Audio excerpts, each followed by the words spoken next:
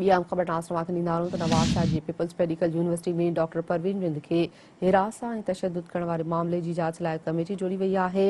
Registrar people's medical university office तरफ़ां जारी कयल नोटिफिकेशन मूजिबि डॉक्टर फहमीदा वगण जांच कमेटी जी सरबराह हूंदी। नोटिफिकेशन मूजिबि प्रोफेसर डॉक्टर कुर्बान राहू ऐं डॉक्टर शाज़िया शाहानी कमेटी जा मेंबर हूंदा।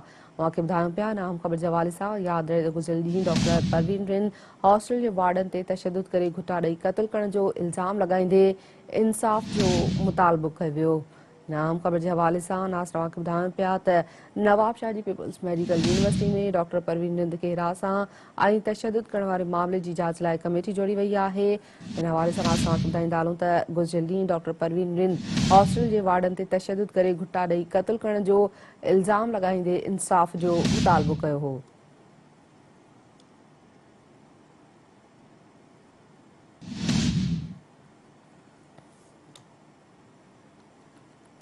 जी नाज़रीन अहम ख़बर जे हवाले सां मूंखे ॿुधायूं पिया त Nawab Shah ji peoples medical university में डॉक्टर परवीन रिंद खे हिरासत ऐं तशद्दुद करण वारे मामले जी जांच लाइ कमेटी जोड़ी वई आहे।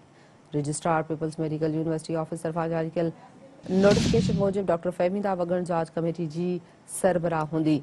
इन हवाले सां तफ़सील मालूम कयूं था नवाब शाह मां ब्यूरो चीफ ज़ुल्फ़िकार ख़ासकली खां। ज़ुल्फ़िकार ख़ासकली छा तफ़सील आहिनि?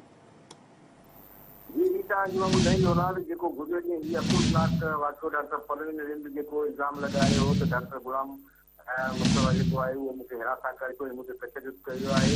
पहिरीं त यूनिवर्सिटी इंतज़ामिया कूड़ हणंदी रही ऐं हिन मामले खे पूरो करार ॾींदी रही, पर मीडिया जे दबाव खां पोइ वाइस चांसलर डॉक्टर फरीदा वगण जे सरबराही में हिकु इंक्वायरी कमेटी जोड़ी आहे जंहिंमें प्रोफेसर कुर्बान राहू ऐं डॉक्टर शाज़िया शाहानी मेंबर हूंदा। हिन मामले जी इंक्वायरी कंदा जॾहिं त गुज़िरियल राति देरि सां नारी ऐं हुनजो चाचो जेको आहे सो इंस्पेक्शन थाणे ते मौजूदु आहे, पर पुलिस केस वठण खां इनकार करे छॾियो आहे। जॾहिं त नारी इहो बि ऐलान कयो आहे त जेकॾहिं मूंसां इंसाफ़ न थियो त मां पीपल्स मेडिकल यूनिवर्सिटी जे ॾाढो पाण खे बाहि ॾेई ख़ुदकुशी कंदुसि, जंहिंजी ज़िम्मेवार यूनिवर्सिटी इंतज़ामिया हूंदी।